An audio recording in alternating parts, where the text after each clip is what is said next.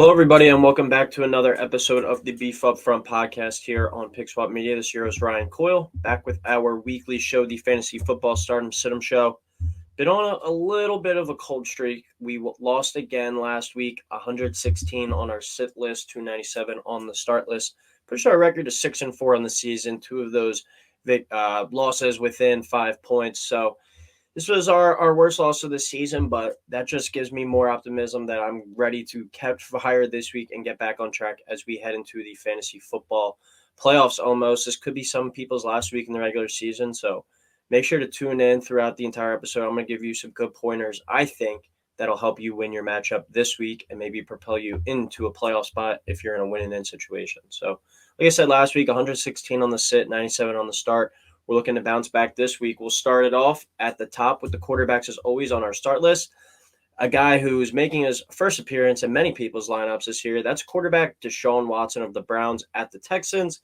A lot of people probably were able to go out there and pick him up off waivers as he most likely wasn't rostered due to a suspension. If you've had quarterback issues all year or you have a quarterback, Kyler Murray might be your guy. He's on bye this week. If you have a quarterback that's been injured or banged up, if you're Matt Stafford was maybe your guy. You can go back to the beginning of the season if you invested in Trey Lance and you thought he would be your top quarterback, then he got hurt. Maybe you were able to go up and pick up a guy like Deshaun Watson and bench him on your stash him on your bench for a majority of the season. Now he's here, he's ready to play, and I know he might have some rust. I'm not that confident that the Browns are going to win this week. I think they could come out looking a little shaky with Watson's first game action for 2 years, but you have a quarterback playing the 9-1 Texans, and if he's on your roster, your starting quarterback most likely, I think, isn't that great.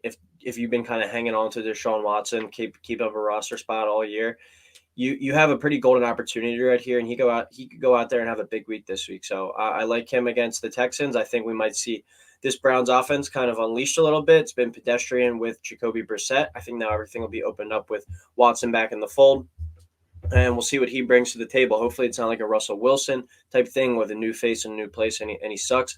But I think Deshaun Watson is a very good start piece this week if he's on your team or if you're even looking at some daily lineups. Second quarterback, we're going to go with Derek Carr versus the Chargers. Very high total in that game projected by Vegas. I believe it is 50.5 right now. These two teams had a pretty close matchup week one. They've both been playing some pretty good offense recently, been getting healthier on that side of the ball.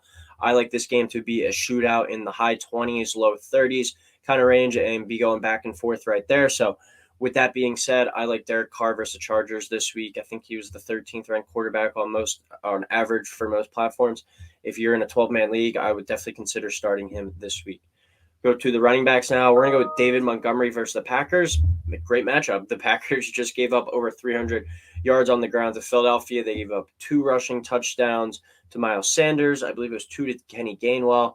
Jalen Hurts got in the end zone as well. The Packers just got absolutely shredded on the ground, and especially if Justin Fields doesn't play, Montgomery's going to have to carry the ball a lot just to move the ball for that Bears offense. So I like David Montgomery versus the Packers this week. Now we're going to go to running back Jamal Williams of the Lions versus the Jags. DeAndre Swift, since returning to the lineup, has only played 28% of the snaps. This has been Jamal Williams' backfield for most of the season now, and even when DeAndre Swift has some big gains and gets him down to within the 5-yard line, Jamal Williams always seems to come in. I believe he's up to 14 rushing touchdowns now on the season. He's leading the league. He's a must-start every week, and he gets a Jags team that has had some good moments this year, that last week beating the Ravens, but for most of the year, this has been a team that struggled. You get a nice matchup here. I think Jamal Williams finds the end zone yet again, and that makes him just a fantasy play with just that. And then you add on top of that his yards as well. I think he's in for another pretty good fantasy week. Go to the receivers now. We will start another player from the Chargers-Raiders game. We're going to go with wide receiver Joshua Palmer at the Raiders. Not sure if Mike Williams will be back this week. Keenan Allen back. But still, that hasn't limited Palmer's production. This, I think, like I said, going to be a high-scoring, up-and-down kind of shootout game. You saw, I believe it was 37-30 last week. The Raiders beat the Seahawks. I think this game, like as I said earlier, could be kind of in that realm. It always seems these two teams battle it out and play a really exciting game. Wouldn't surprise me to see this one go to overtime again. I think Joshua Palmer against a Raiders secondary that's one of the poorest in the league is in line for a nice day.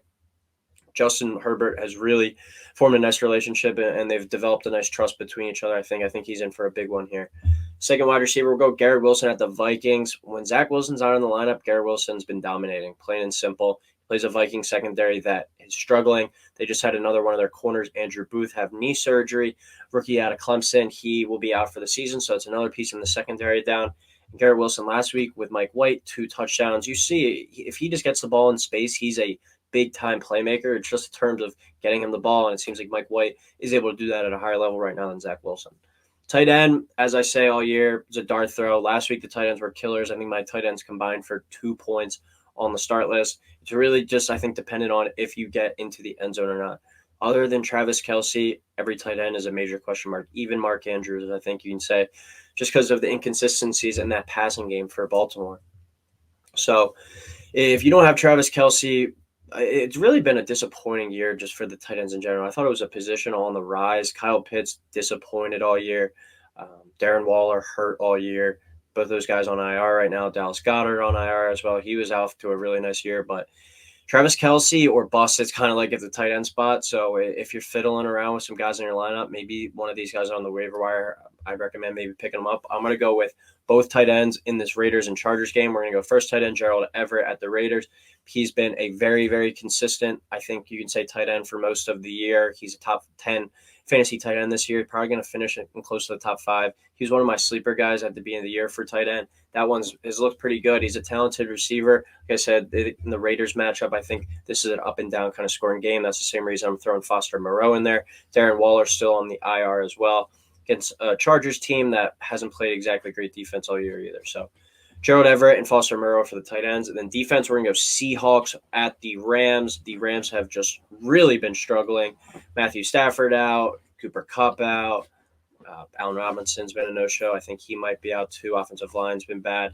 Just a very bad, poor offense that struggles to move the ball at all right now. We're going to go with the Seahawks defense as a must-start this week. So to recap the start list real quick, Deshaun Watson and Derek Carr at quarterback, David Montgomery, Jamal Williams at running back, Joshua Palmer, Garrett Wilson at receiver, Gerald Everett, Foster Moreau at tight end, and Seahawks defense at the Rams.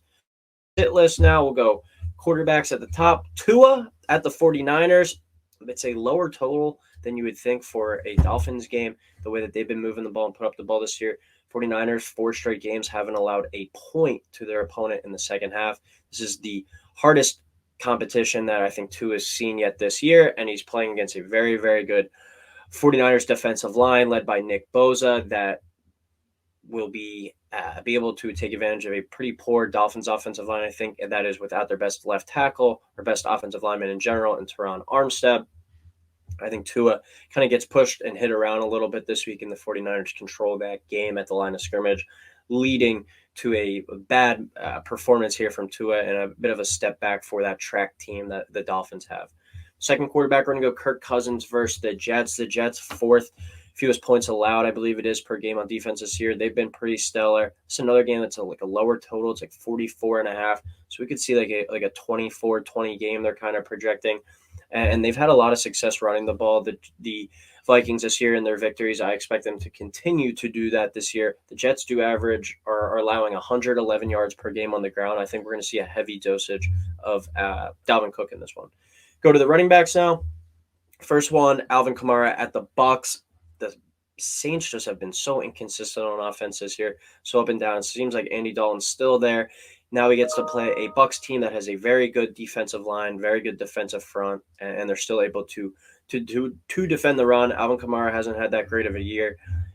I think he's really been hurting by not being able to get the ball in space out of the backfield like he has in the past. So we're going to be sitting Alvin Kamara at the Bucs this week. That's a Monday Night Football game. I could easily see that game being like 20-17, 17-13, something low scoring and ugly like that. But we're going to keep Kamara on the bench this week, even if that pains you. Second running back, we're going to sit Samaje Perine versus the Chiefs. He was on the sit list last week because he was playing against a very good Titans run defense. He still turned in a pretty good week catching the ball out of the backfield. I do think Joe Mixon is back this week, but I also am expecting this game to be an up and down type shootout with a lot of throwing the football between Patrick Mahomes and Joe Burrow.